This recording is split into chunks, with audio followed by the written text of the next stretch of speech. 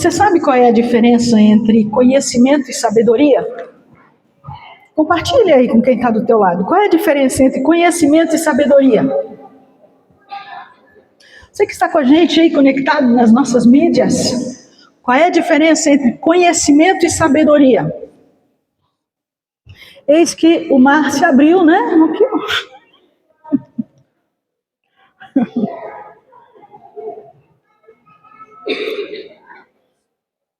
Conseguiram compartilhar aí? Qual é a diferença entre conhecimento e sabedoria?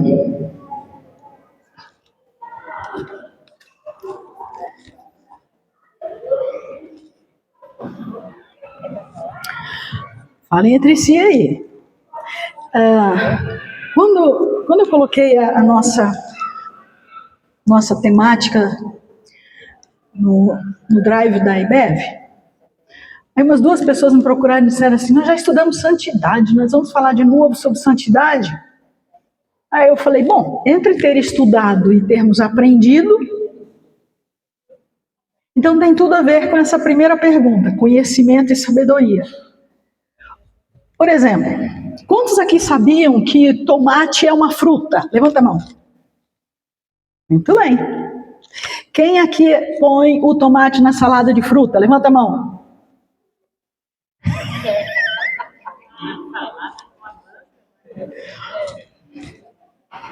Conhecimento e sabedoria.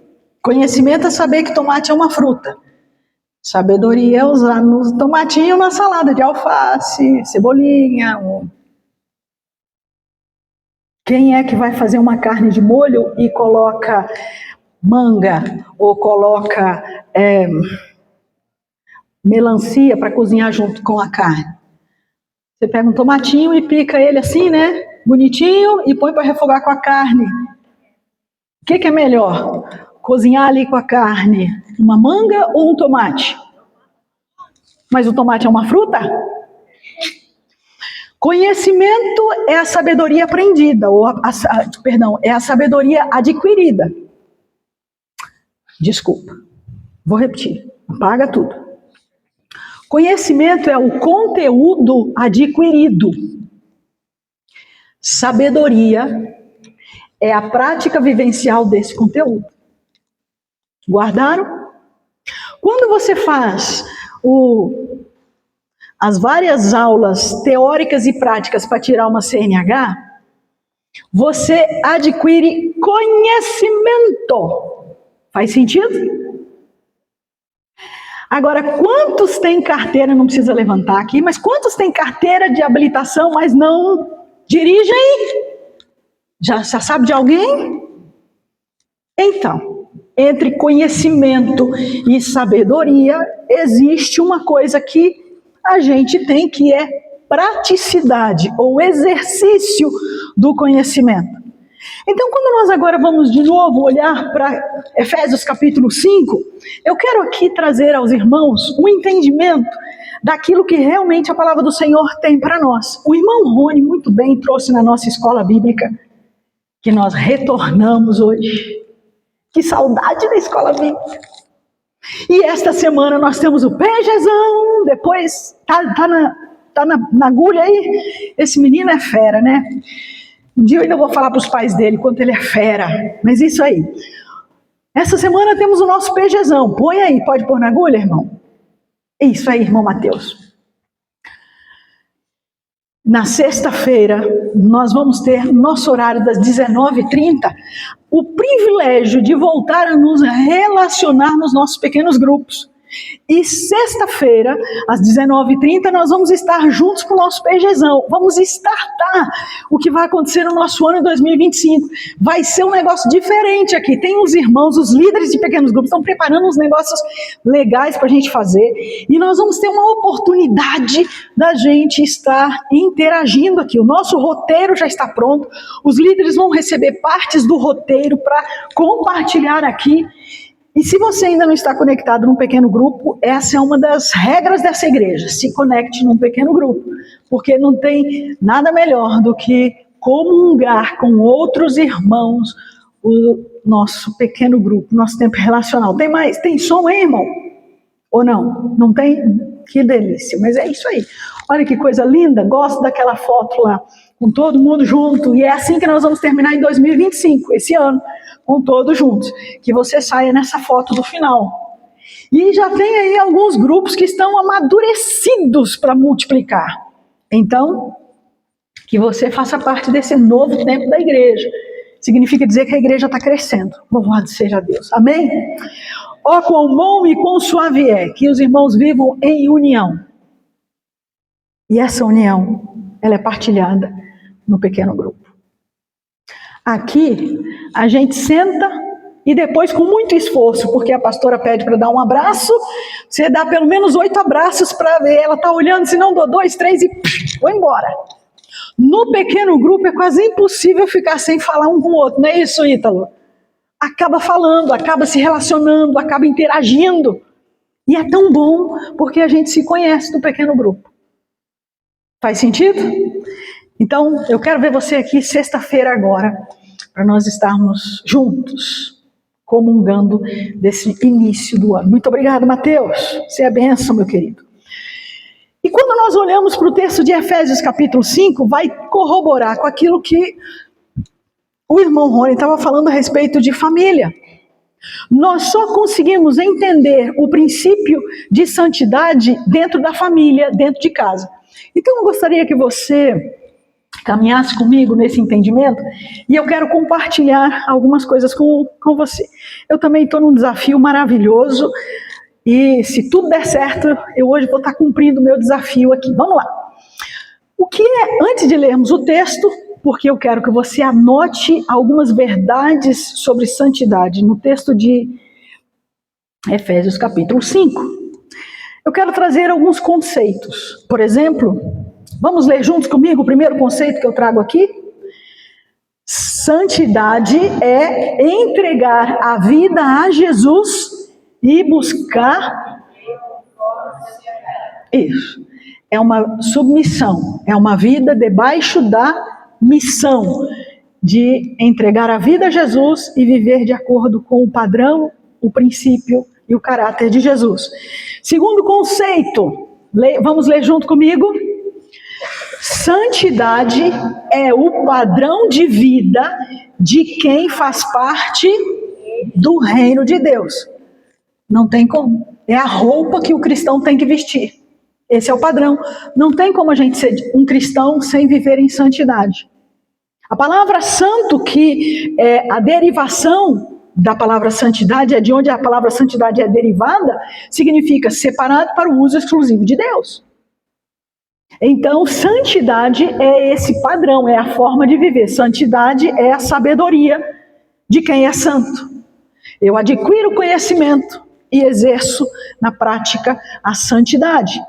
Seguindo, terceiro conceito, vamos ler junto comigo? A santidade verdadeira não é uma vida estagnada, inerte. A santidade é a ação do Espírito na vida do cristão que se comunica com outros com, vamos lá, salmos, hinos, louvores e orações. É a prática da salvação. Acho que você já ouviu isso. E nós vamos ler isso em Efésios capítulo 5. Por fim, o quarto conceito, que nós vamos trabalhar esses 4 conceitos na nossa conversa de hoje. Vamos falar juntos, eu quero ouvir a tua voz. Vamos lá? Santidade é entregar a vida a Jesus, buscar viver conforme o seu caráter, e aqui, frutificar e aguardar com confiança a sua volta. Frutificar e até que ele venha, eu continuarei aprendendo e vivendo uma vida santa. Sendo assim, então vamos olhar para o texto a partir do versículo 14, e eu gostaria que você marcasse algumas coisas especiais na sua Bíblia. Ou, se você está na Bíblia online, marque aí, identifique algumas frases que fazem sentido sobre santificação, ou uma vida de santidade. Vamos ler juntos o versículo 14, junto comigo? Por isso vos digo, desperta tu que dormes, e levanta-te dentre os mortos, e Cristo te esclarecerá. Desculpe, o erro foi meu. Cristo te esclarecerá. É interessante esse versículo 14, não é isso? Desperta tu que dormes, levanta-te dentre os mortos, e Cristo te esclarecerá. Como é que você estava antes de Cristo? Qual era a sua condição? Como é que você estava? Morta. Em Cristo você passa a ter o quê? Aquele que está em Cristo? Isso. Quem é nascido de Cristo é revivificado em Cristo pelo Espírito. Então ele diz, agora, levanta-te dentre os mortos. Significa dizer que eu não posso continuar na mesma vida que eu tinha antes. Está fazendo sentido isso aí? E a última parte, Cristo vai fazer o quê na minha vida? Ele vai me esclarecer o modus operandi da vida cristã, ou a forma como eu devo viver, que é a santidade. Está entendendo? Você que está com a gente? Muito bem, mas eu vou seguir. Vamos para o versículo 15 e 16, vamos ler junto comigo? Portanto, vamos lá, juntos. Portanto, vede prudentemente como andais, não como nécios, mas como sábios, remindo o tempo, porquanto os dias... Então agora, depois que você ressuscitou dentre os mortos, você vivia uma vida morta e agora vive uma nova vida em Cristo, ele tem um desafio para você. Então ele diz que eu, Ronilce, preciso viver uma vida prudente. O que eu faço precisa ter um procedimento que seja adequado ao de filha de Deus. E ele diz, olha, veja como você anda, não seja insensata. O nécio é aquele que é insensato. Mas ele quer que eu seja o quê? Sabe, que eu tenha sabedoria. Não é só adquirir o conhecimento, mas a sabedoria. Tem tanta gente que é conhecedor da palavra. Tem tanta gente que conhece versículo bíblico, mas vive uma vida de nécio. Você conhece alguém? A palavra do Senhor diz, viva como sábio. E aí você vai falar com aquela pessoa começa até a citar versículo bíblico. De repente, a pessoa está ouvindo e tem um monte de questões e vai citando aqueles versículos, mas é nécio. E o que é o nécio? O nécio é o insensato. O nécio é aquele que não tem sabedoria para viver. Ele conhece. Ele sabe, mas não coloca em prática o que sabe. Então é isso que o texto diz. Mas na verdade ele continua dizendo, olha, tenha cuidado para remir o tempo, porquanto o quê? Os dias são... O que ele quer dizer? Faça rápido o exercício do seu conhecimento adquirido. Sabe por quê? Jesus está voltando. Jesus está voltando. Os dias são maus. Cuidado, porque de repente se você deixa para amanhã, deixa quando eu fizer maturidade, deixa quando eu terminar a faculdade, depois que eu me casar, depois que eu tiver meus filhos, depois que eu já for avó, depois que eu me aposentar, cuidado. Os dias são maus, pode ser que você não chegue lá. Vamos seguir, versículo 17 e 18, leiam comigo, igreja, vamos lá. Não sejais insensatos, mas entendei qual seja a vontade do Senhor. E não vos embriagueis com vinho, em qual há... Amém? Parece que aqui agora o Senhor já está esclarecendo algumas coisas a respeito de conhecimento e sabedoria. Não adianta eu dizer que sei. Eu preciso praticar aquilo que eu conheço. Senão eu vou ser uma pessoa muito teórica, mas não serei prática. Então ele volta a falar, não seja insensato, mas entenda qual seja a vontade do Senhor. Há um livro que diz, Conhecendo Deus e Fazendo a Sua Vontade.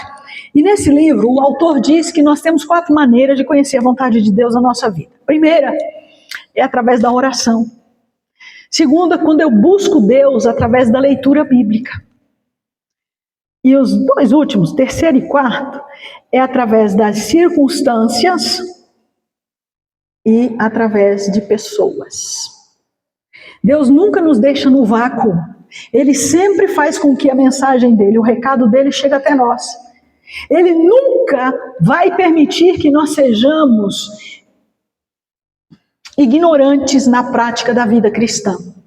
Por mais que você diga assim, eu não sei bem como fazer isso, pode ter certeza, no dia seguinte, ou às vezes no mesmo dia, ele vai te mandar alguém para dizer alguma coisa relacionada àquilo, ou você vai ler um texto bíblico relacionado àquilo, ou você vai ouvir um programa, ouvir algo do Senhor, virá até você para dizer o caminho que você deve seguir. Você só seguirá aquele caminho se você for insensato. E aqui ele diz o seguinte, ele usa a metáfora do vinho, por quê? Porque aquele que se embriaga, ele fica sem tino, ele fica sem consciência, ele fica sem razão. Então quando a pessoa se enche, porque muitas vezes a pessoa vai para o vinho ou vai para a bebida que é para desanuviar a mente, que é para espairecer, que é para esquecer os problemas, não é isso? Você já ouviu isso? Ah, eu vou beber com os amigos, que é para esquecer os problemas. Mal sabe que isso está aumentando os problemas, não é isso? Mas o texto diz, não se embriaguem, porque não adianta. No dia seguinte você só não vai ter o mosto, não vai ter embriaguez, mas os problemas continuarão iguais. Então, ao invés disso, encha-se do Espírito Santo. E como que eu faço isso? Através da oração, da leitura bíblica. A gente já vai saber logo, porque o texto vai nos responder isso. Como é que eu me encho do Espírito de Deus? Então, no versículo seguinte, coisa linda, versículo 19. Vamos ler juntos, versículo 19. Como você se enche do Espírito Santo de Deus? Vamos lá. Leia junto. Falando entre vós com salmos e hinos e cânticos espirituais. Cantando e salmodiando ao Senhor no vosso coração. Então se eu sou uma pessoa de lábios impuros, se eu habito no meio de um povo de impuros lábios, então eu começo a ler a palavra, eu começo a escutar cânticos espirituais, eu começo então a trocar essas palavras que eram palavras impuras do lugar onde eu habito, da minha convivência, do meu aprendizado, e ao invés daquelas palavras impuras, eu começo a exercitar, praticar o conhecimento aprendido com o Senhor. Então eu começo a cantar hinos, eu começo a salmodiar, eu começo a celebrar, eu começo a adorar. E aquelas palavras ruins, aquelas palavras que eram palavras impuras, deixam de permear ou visitar a minha mente e sair dos meus lábios. Isso é da noite para o dia? Claro que não.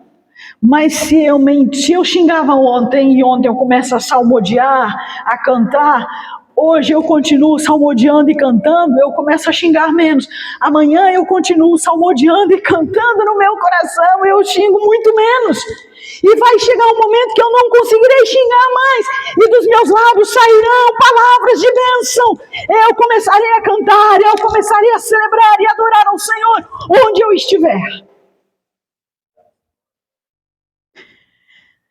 Por fim, versículos 20 e 21. Vamos lá juntos? Agora, isso aqui é prática, é ensino, hein, gente? Isso aqui é a receita do bolo. Vamos lá?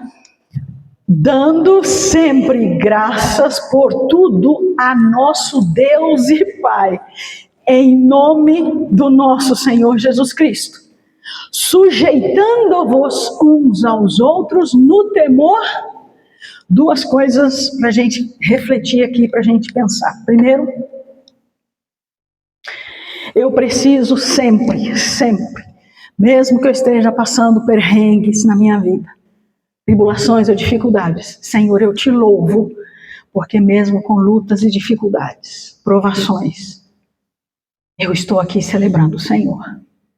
Eu posso te adorar, eu posso exaltar o teu nome para sempre, te adorar, posso celebrar a ceia do Senhor, reconhecendo o teu amor para comigo, porque o Senhor me salvou, o Senhor morreu por mim. A nossa alegria não está nas coisas terrenas ou nas coisas do aqui e agora. A nossa alegria está no Senhor, que é a nossa força. Aleluias! Mas aqui tem uma coisa, ele diz, faça isso em nome de Jesus. Então, se você está orando, se você está celebrando, diga sempre ao final da sua oração, em nome de Jesus. Se você está celebrando, adorando, diga em nome de Jesus. Amém. A palavra de Deus está ensinando, não sou eu que estou dizendo para fazer isso. Então diga, em nome de Jesus, porque Ele é a razão da minha existência, Ele é a razão da minha vida, é a razão da minha alegria, é a razão do meu amor. Aleluias! E por fim, o texto diz, como é que eu sei? Vamos tirar a prova dos 9. Como é que eu sei que eu estou colocando o conhecimento em prática? De novo, qual é a diferença entre conhecimento e sabedoria? Se eu sei que tomate é uma fruta, eu não uso tomate na salada de fruta. É aqui. É aqui que o tomate vai na carne, no molho e não na salada de fruta. Sujeitando-vos uns aos outros no temor ao Senhor.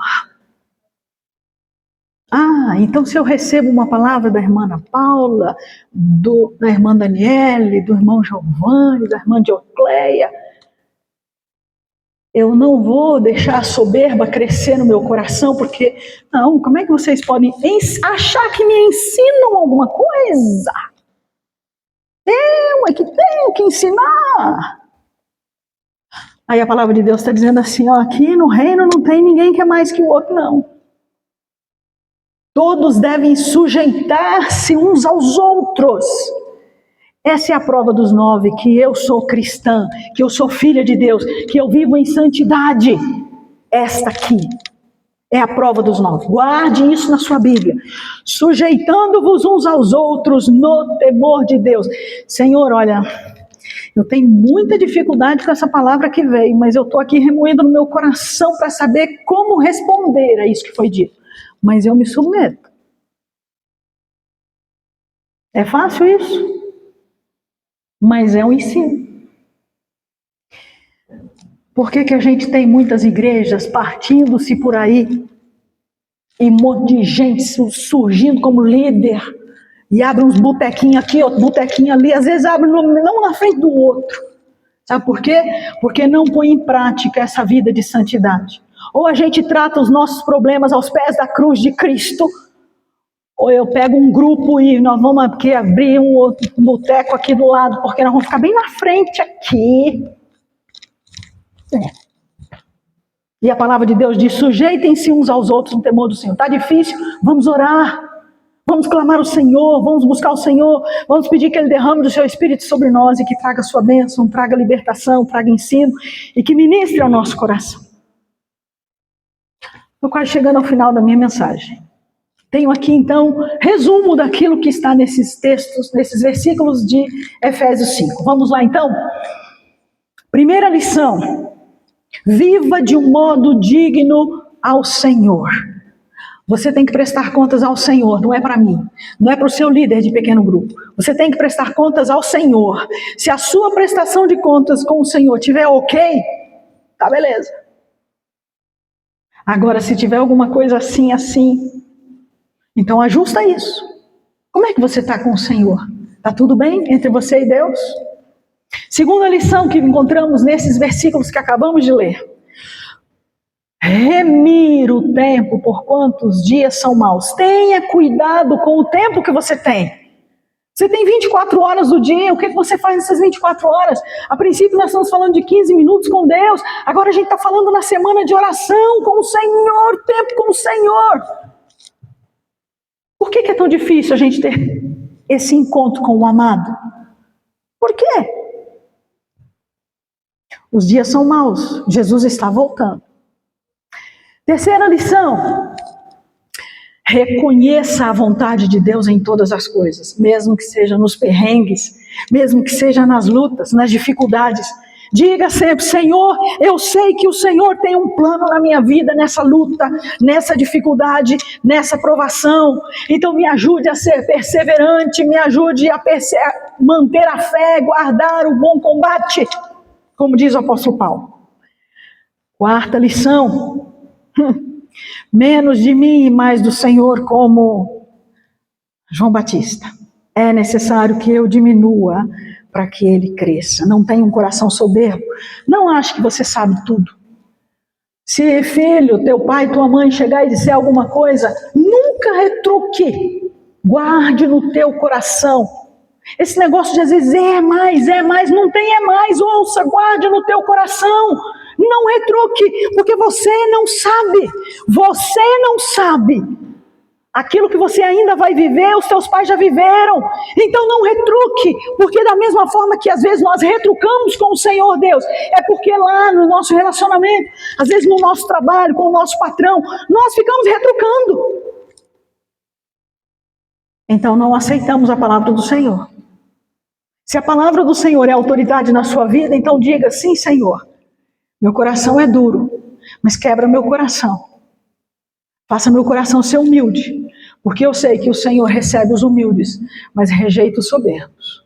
Então tira a soberba do meu coração, põe humildade, e que eu tenha um coração simples e um ouvido atento a ouvir tudo que é dito a mim e guardar no meu coração.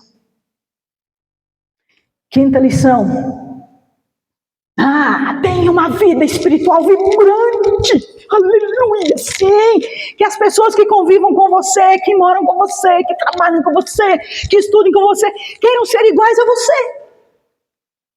Porque você é um cristão, é uma cristã vibrante. Aí chega segunda-feira e diz: mas segunda-feira. Aí alguém diz: como é que foi seu domingo? Estava na igreja. Agora a gente começou com a escola bíblica. Tinha até um café.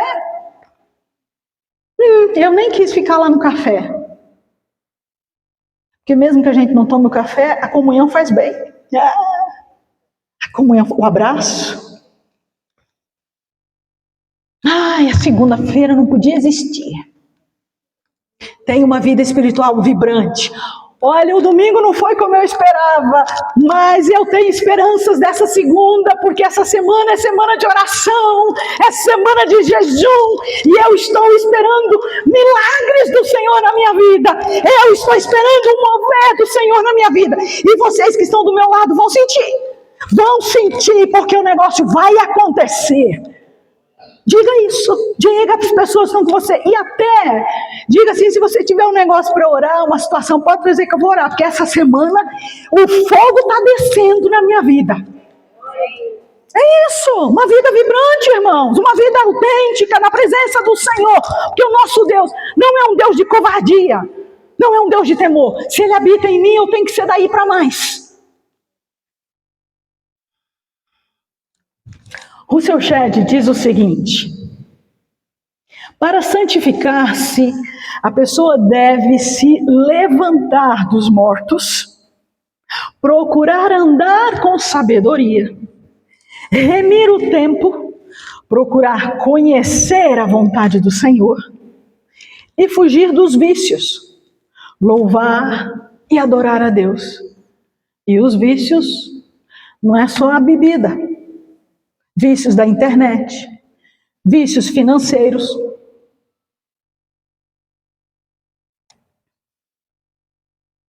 Aquela oração que às vezes a pessoa diz assim: quando eu estiver ganhando meus 5 salários mínimos, eu vou ser dizimista fiel.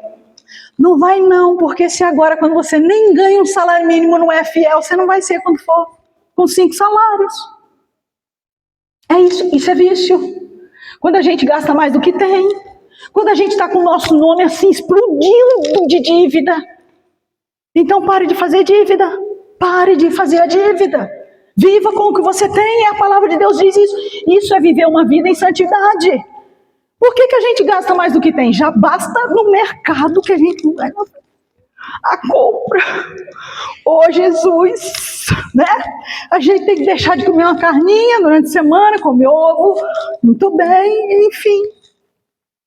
Porque, né, a comprinha do mercado ficou altinha, então a gente já tem que batalhar com essas coisas do dia a dia.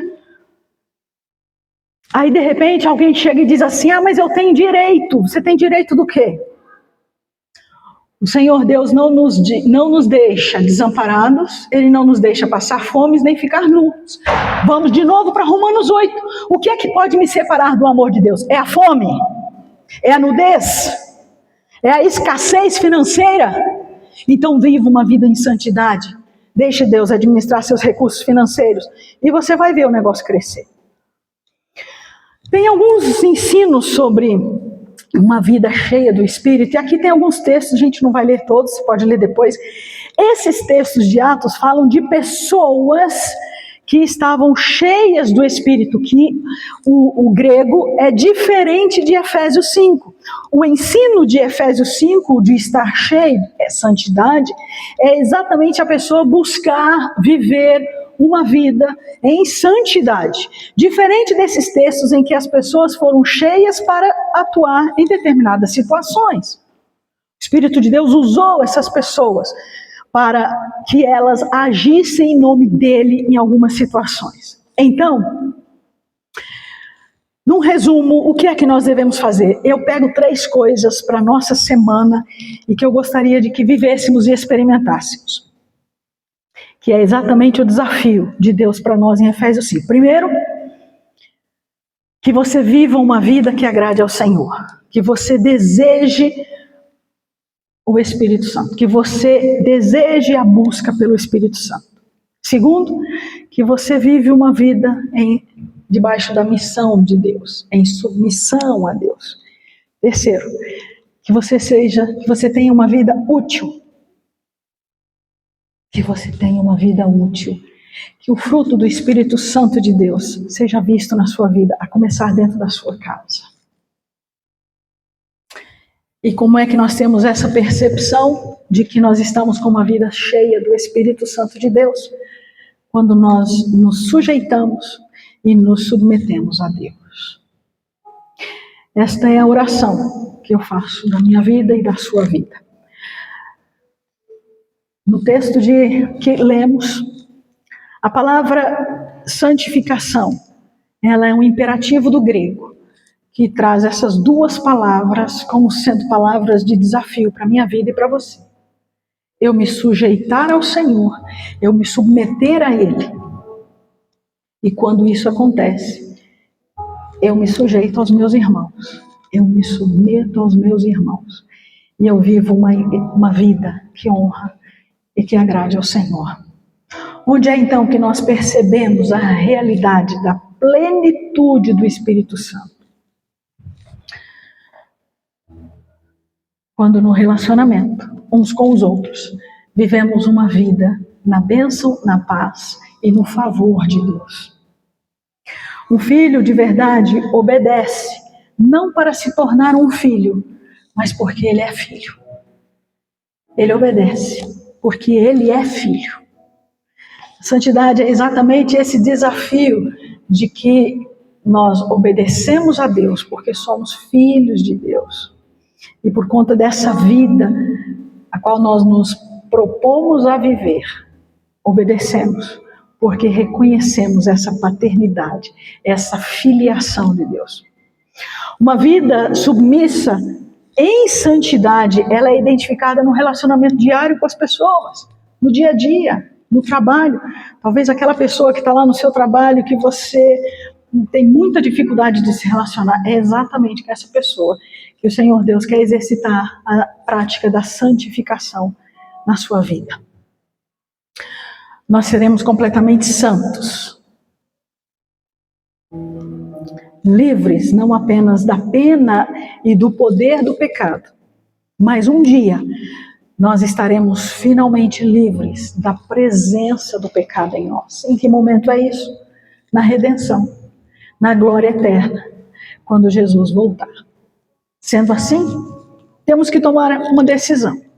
Eu tenho aqui 3 desafios finais para essa decisão. Primeiro, você quer frutificar enquanto aguarda a volta de Jesus?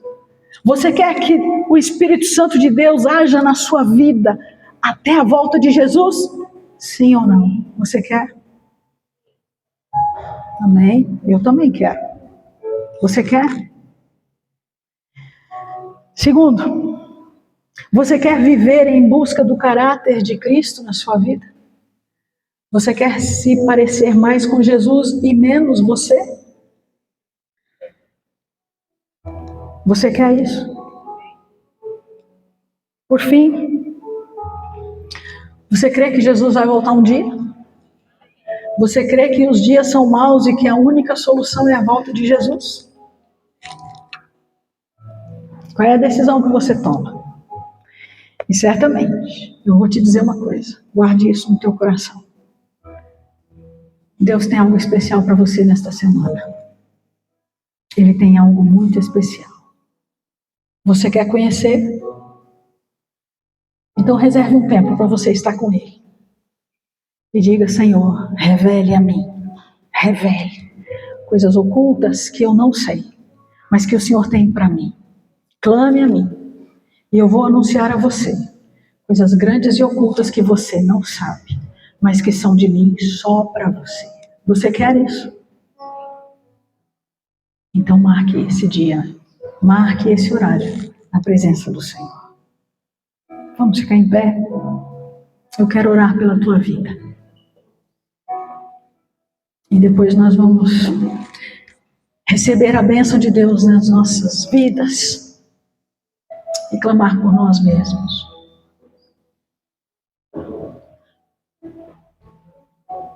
Se você aceitou esse desafio de viver nesse sobrenatural do Senhor, põe a mão no teu coração. Eu quero orar por você agora. Senhor, em nome de Jesus, estamos aqui, ó Deus, aceitando o desafio de viver o teu sobrenatural nesta nova semana. Nesta semana que nós nos propomos a orar pelas nossas crianças que voltam a estudar. Nesta semana que nós continuamos orando a Deus pela Dona Francisca, pela irmã Patrícia, sua família, pela Tainá, sua sobrinha, orando a Deus pela intervenção do Senhor nos corações que estão aflitos nesse tempo. Quando nós continuamos orando e louvando ao Senhor pela recuperação do Rafael, quando nós continuamos orando ao Senhor pelos ministérios da tua igreja, pelos nossos líderes, pelos retornos aos nossos pequenos grupos, ó Senhor, venha sobre nós, Pai, com a tua graça, com a tua bênção. Que o teu Espírito se mova entre nós e que nós possamos viver experiências sobrenaturais com o Senhor, hoje e sempre. Pois nós decidimos, e aqui com nossa mão no coração, dizendo, Senhor, eu quero viver uma experiência sobrenatural com o Senhor. Em nome de Jesus. Amém.